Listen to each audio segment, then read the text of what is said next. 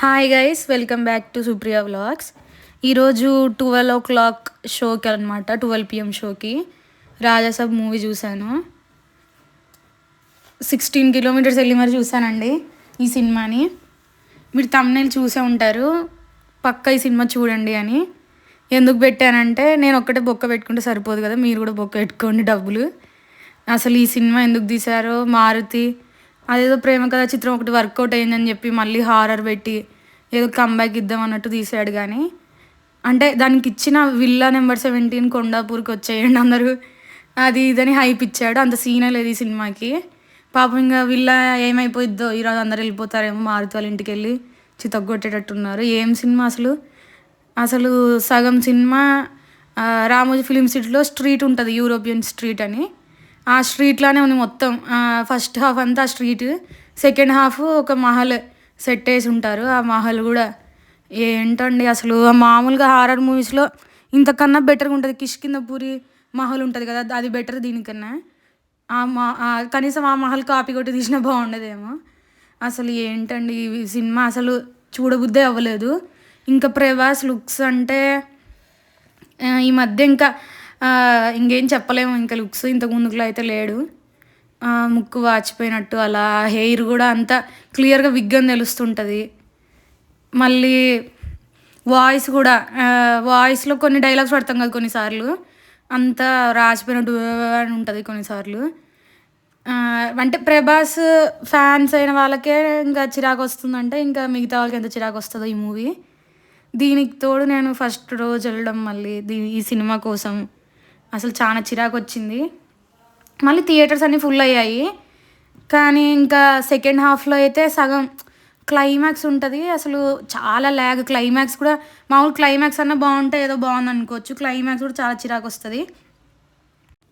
క్లైమాక్స్లో అయితే ఆ విఎఫ్ఎక్స్ కొన్ని పార్ట్స్లో మాత్రమే బాగుంటుంది, విఎఫ్ఎక్స్. ఇంకా మిగతా పార్ట్స్ అన్నిట్లో అదేదో ఆర్టిఫిషియల్గానే ఉంటుంది అనమాట. దీనికన్నా షార్ట్ ఫిలిమ్స్లో, లో బడ్జెట్ ఫిలిమ్స్లో, అంటే చిన్న హీరో ఫిలిమ్స్లోనే బాగుంటుందేమో విఎఫ్ఎక్స్. చాలా చండాలంగా ఉంది గ్రాఫిక్స్ అవన్నీ.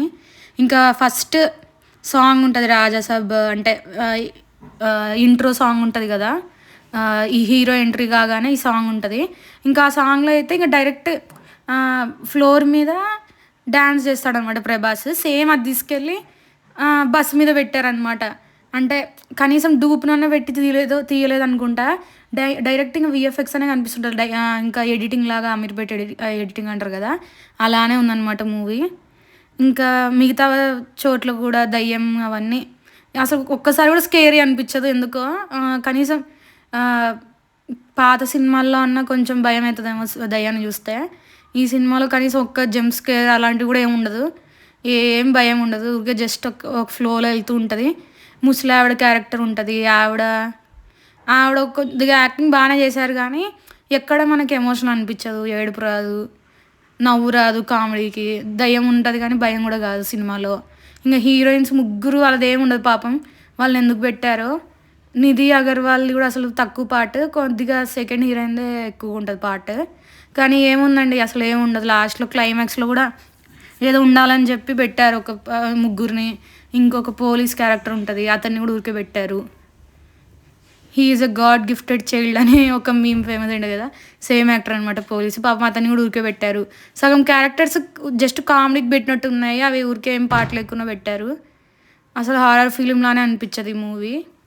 ఏదో ఫ్యామిలీ డ్రామా కూడా కాదండి.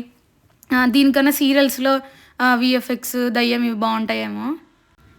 తమన్ మ్యూజిక్ బీజిఎం కూడా అంతేం లేదు, కానీ సాంగ్స్ కొంచెం బాగానే ఉంటాయి.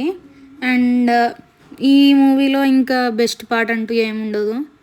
ఫస్ట్ హాఫ్ బోరింగే, ఎప్పుడెప్పుడు వెళ్తాడా మహల్కి అన్నట్టు ఉంటుంది. అది సెకండ్ హాఫ్ స్టార్టింగ్లో వెళ్తాడు, ఫస్ట్ హాఫ్ ఎండింగ్లో వెళ్తాడు.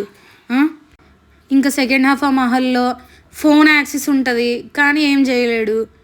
అన్ని యాక్సెస్లు ఉంటాయి కానీ ఏం చేయలేడు అనమాట ఆ మూవీలో. ఇంకెందుకు అసలు ఎందుకు లాక్ అవుతారో వాళ్ళకే తెలియాలి. హిప్నోటైజ్ అంటారు కొద్దిసేపు దయ్యం నుంచి హిప్నోటిజంకి వెళ్ళిపోతారు. అమ్మో అసలు దండం ఈ సినిమాకి. అసలు నాకు ఎంత చిరాకు వచ్చిందో. ప్రభాస్ మూవీస్ ఇంతకుముందుకు ఎంత బాగుండేవి. పాపం సంజయ్ దత్ గారు ఈ మూవీ ఎలా ఒప్పుకున్నారో నాకు ఇంతవరకు అర్థం కాల. దండం అసలు. ఏంటో అసలు మొత్తం ఆర్టిఫిషియల్ లానే ఉంటది. రామోజీ ఫిలిం సిటీలోనే ఉంటది మొత్తం. అంతా ఆర్టిఫిషియల్‌గా ఉంటది.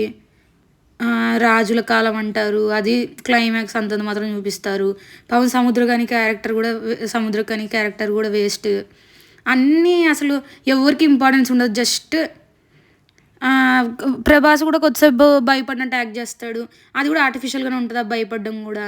ఫస్ట్ మనకు భయం అవ్వదు సినిమా చూస్తే. భయము అవ్వదు, నవ్వు రాదు. జస్ట్ చూస్తున్నాం అంతే. ఎప్పుడెప్పుడు అయిపోతదా సెకండ్ హాఫ్ అన్నట్టు అనిపిచ్చింది. అసలు క్లైమాక్స్ ఒక గంట పెట్టుంటాడేమో. అసలు ఏమీ అర్థం కాదు. హిప్నోటైజ్ అంత సోది. ఇంకా మీరు వెళ్తారో లేదో మీరు డిసైడ్ చేసుకోండి. నేనైతే వెళ్ళకండి అని నేను చెప్పను. బికాజ్ నేను ఆల్రెడీ వెళ్ళి మనీ వేస్ట్ అయ్యాయి కాబట్టి మీరు కూడా పక్కా వెళ్ళండి. మీరు కూడా వేస్ట్ చేసుకోండి డబ్బులు. ఇంకా ఇప్పుడు మోస్ట్ హ్యాపీయెస్ట్ పర్సన్ ఒకరు ఉంటారు. అది ఎవరో గెస్ చేయండి. మీరు గెస్ చేసి కామెంట్ చేయండి. కానీ నేను చెప్తున్నా ఇప్పుడు.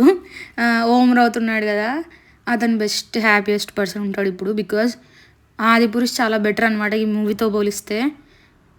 అబ్బా, కనీసం ఒకసారైనా కనెక్ట్ అవుతాము ఆ మూవీతో. ఈ మూవీ ఒక్కసారి కూడా కనెక్ట్ అవ్వము. దండం ఈ మూవీకి, ఏదో ఆర్టిఫిషియల్ మూవీ.